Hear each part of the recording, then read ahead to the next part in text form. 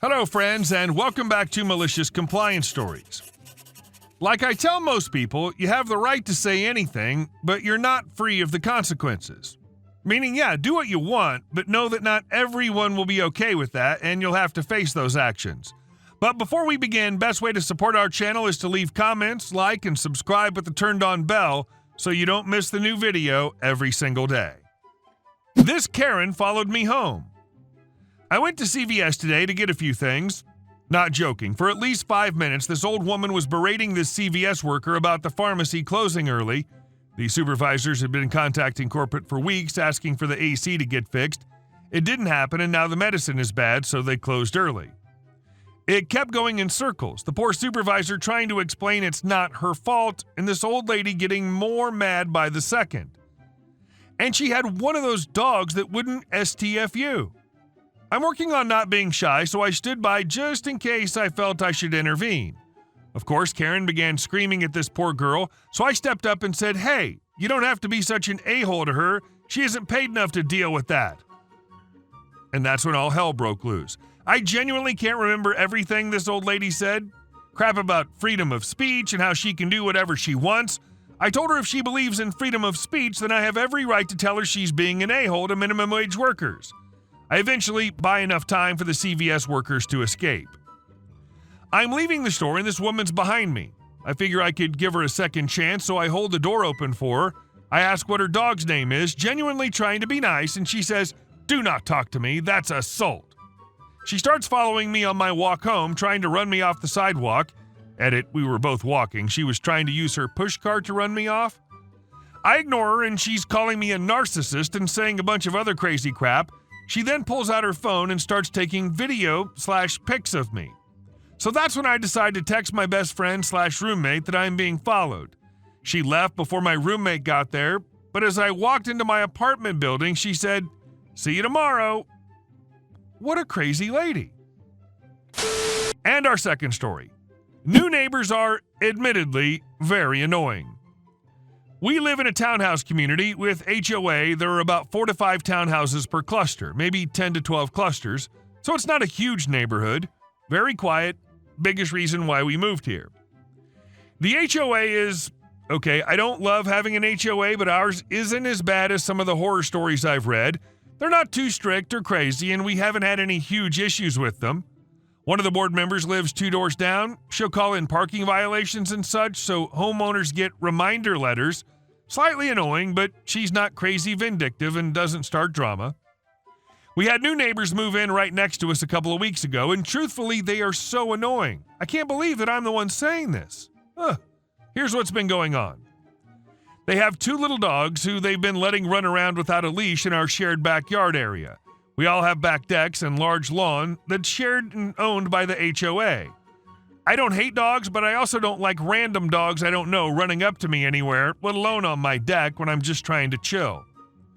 They chain smoke out back to the point where we can't open any of our back windows or doors because the smoke comes right in. We also can't sit out on our own deck without breathing in their cloud of smoke. This issue is particularly conflicting because it's their deck, but at the same time, now their smoke is coming over to our deck and into our house. I'm trying to figure out a way to mitigate this, but haven't come up with a solution yet. We have a high-capacity HEPA air purifier that will run by the back door, but it's not enough to soak up all the smoke as it wafts in. They've been throwing their cigarette butts out onto the lawn. This drives me the most crazy. It's so gross. Why do people do this? They're loud and boisterous at all hours. The homeowner in particular is almost always out back on the phone, yelling loudly at whoever he's talking to. It could be 7 a.m. or 1 a.m. This doesn't bother me too much during the day, but our bedroom faces the back, and when he's out there being loud at night, it literally sounds like he's inside our bedroom with us. Parking. Each unit gets a 1-car garage and 1 outside parking space. There are also clusters of visitor parking around the neighborhood. All spots are labeled with the house number, or V for visitor. The new neighbors' guests keep parking in private spots and/or in front of the garages, blocking people in. It's not a huge inconvenience if I have to park in a visitor spot, but sometimes there aren't any available, and I'll have to park all the way down in this grassy area on the other side of the hood and walk back, which sucks if it's hot AF out or late at night. Apparently, they also did this to our elderly neighbor, and that bothers me because she can't really be walking a quarter mile when it's 95 degrees out. My fiancé and I have been talking about it since they moved in and are trying to figure out how to best approach. This issue is further complicated by the fact that they seem to be very new to the U.S. They may have just moved here. I'm guessing that a cultural difference is at play here as well. We wouldn't want to offend them or make them feel unwelcome because of their culture, so we haven't spoken to them yet. We're trying to gauge if they're just adjusting and learning the ins and outs of community living in our neighborhood, or if all this is going to be a long-term issue. So the board member lady approached me yesterday to let me know that she's already fed up with them and has started calling them in for violations. She said that she already tried talking to them directly, but they were rude to her / dismissed her and haven't stopped with these sig butts and parking issues, which is discouraging because we were starting to lean towards speaking directly with them as well, but now I'm wondering if it's even worth it if they don't give a crap. Board member gave me her phone number and asked me to start sending over pictures of any violations I notice with them. I said okay and was thinking, I probably won't partake in this kind of stuff. But then again that day, the new neighbors had guests over who parked my fiancé into the garage. I thought about sending the board member a picture like she asked, but ultimately decided against it this time. Update. So right after I posted this, the board member rang the doorbell and I went out and talked to her for a bit. She told me she called the HOA/property manager and asked them to address this issue today because she's fed up. Apparently, they've also not been picking up their dog poop on top of everything else. So I mentioned that my fiancé and I are thinking about just casually having a conversation with them about our concerns, but she said not to, that the HOA told her not to talk to them directly, which is a bit odd in my opinion. I'm not sure if they told her that because they think she's going a bit overboard and want her to leave them alone, or because they're actually concerned for her safety. They said it's a safety thing. Oh, and I also got more deets about the neighbors. They're not actually the homeowners. The homeowners bought the house and immediately rented it out, so they're tenants, and the guests are staying here for the entire summer. Update 2. Yay, they got evicted, and I didn't even have to do anything. The HOA had enough evidence without my help. And our last story. Crazy Karen destroys my car, assaults me, and gets arrested. Well, for a little backstory, I'm 22 with a good job, single, and had a BMW. I usually take this one road where there are many entitled people because of the park nearby. The memory of this incident really shakes me up. So, starting my story, I was late for work because I had overslept. Me, being a perfectionist, had an absolute pain of not brushing my teeth, eating, and brushing my hair when I drive to work.